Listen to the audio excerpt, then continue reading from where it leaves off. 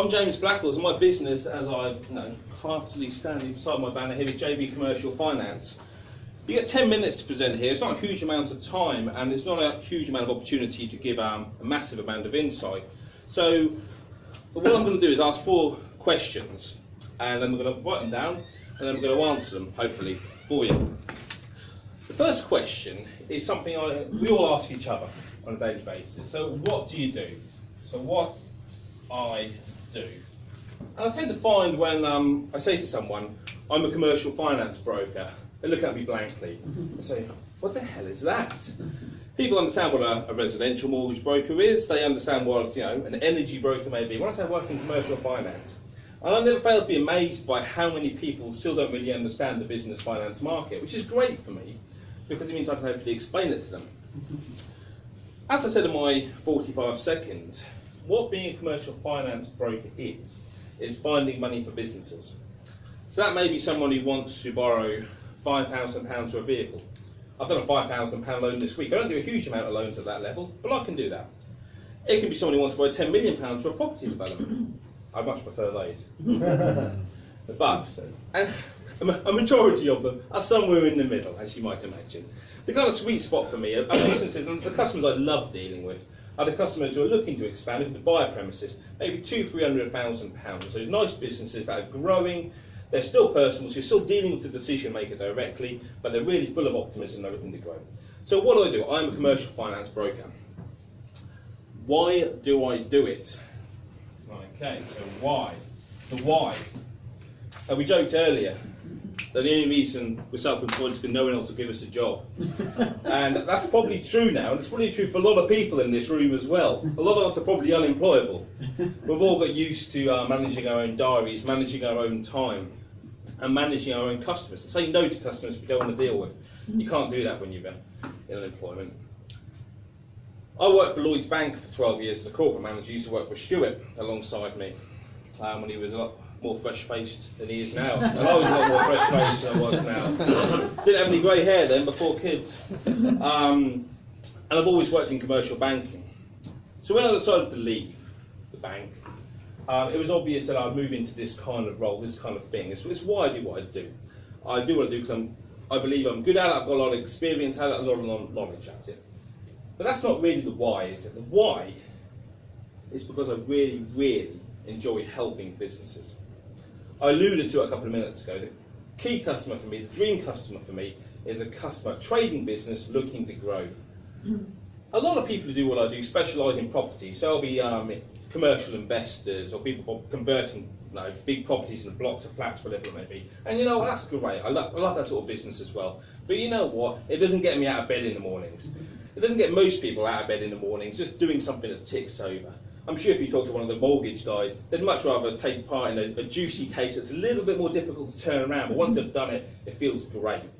It's more exciting to deal with than a standard remortgage. I'm sure someone like Janos much prefers putting a really interesting website they've not done before together, rather than just a standard WordPress site, a standard brochure website. We all get excited by certain things in our businesses. And that's what really inspires us. What gets me out of bed in the morning, it's why I do what I do. So I really enjoy helping growing businesses fulfill their potential. And sometimes, sadly, they have to borrow money to be able to do that. And as long as they're borrowing money for the right reasons, it's a fantastic way of helping businesses grow. The third one is the most important, really, when it comes to explaining what I do. That's how. How do I do it? And this is the bit that still creates a lot of confusion when I get up and do my 45 seconds. Then I'll see someone 10 minutes later and I'll say, I didn't understand it. I don't understand how you do what you do. That's fair enough. The residential guys, I keep picking on them. Correct me if I'm wrong. Someone wants to borrow money. They go to a bank or they talk to a broker and they want to borrow money for a residential property. So I want to buy £100,000, Roger or Stuart. I earn £30,000 a year.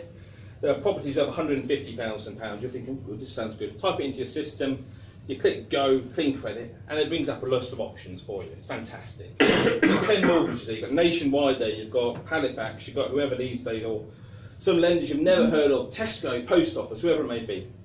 Show the customer, which one of these do you like? Oh, that looks good. We'll apply for that one, brilliant, away you go. That's great. I'd love to have a system like that in commercial lending. And people have been trying to do that for about 10 years. It's never going to happen. And the reason for it is commercial lending is so subjective. And one person's great deal is another person's rubbish deal. It's just the way it is. And lenders all have different things that have been stung on over the years. So unfortunately, it's a lot messier than dealing in residential property. It's a lot messier than if you're an energy broker, which is another example I've just used, or you're a paper broker, and you type things in and you get a list. It doesn't work that way. It's not done exclusively on price. So it's a messy business.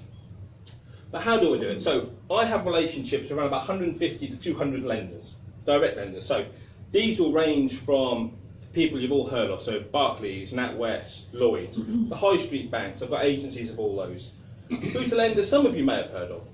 So some of you may have come across the likes of Aldermore, Shawbrook, Interbay, Cambridge and Counties. Through to lenders I'm pretty damn certain you won't have heard of, because they only deal with guys like me, real specialists.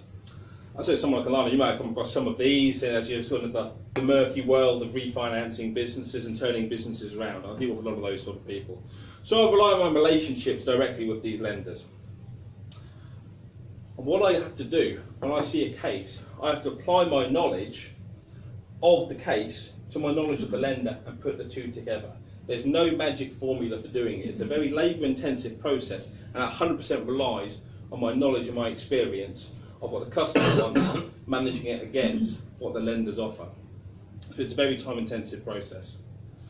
A few examples of that, because I like examples. Examples brings things to life, don't they? Especially when the sector can be a little bit messy. I had a customer come to me late last year in a terrible mess. Couple in their late 50s, insolvent, losing money, been trading 2 years, turning at £3 million, didn't know where to go, and HMRC arrears.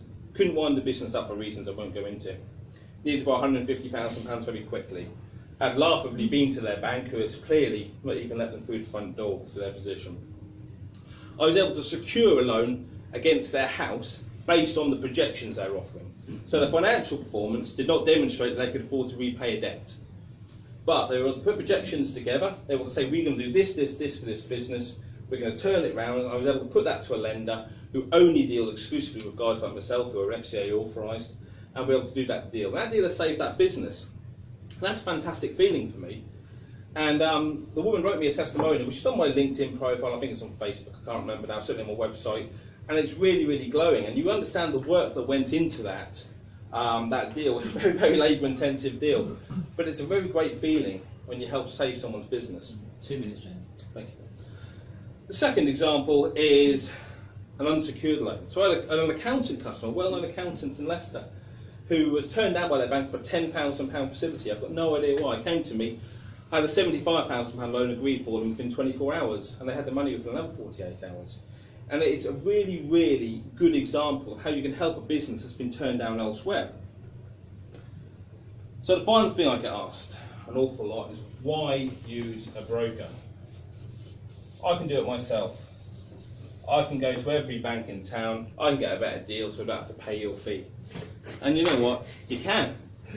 You can. If you want to talk to 150 lenders and find out which one are going to help you, I've got no problem with that. Good luck to you. If your time is worth so little, that's absolutely fine. And a lot of us in this room, we're people who save time.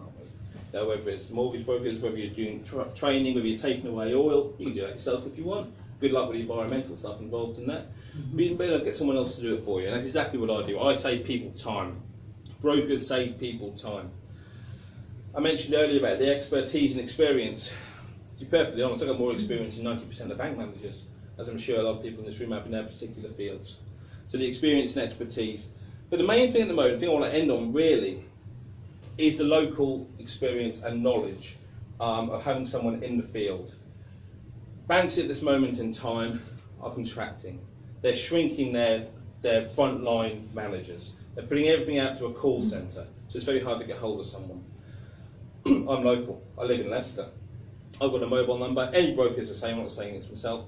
And we're offering that local personable service and the accountability which you get when you want to borrow money or you want to grow your business. That's what I feel I can offer. I got a little bit salesy there. I wasn't meant to get salesy. Apologies if that was. I'm just trying to sort of give the kind of life cycle and the reasons why you'd want to use a broker rather than actually go directly to the bank or do the work yourself. That's pretty much everything I want to say, and I've got a lot of choice really, so I have a 10-minute warning.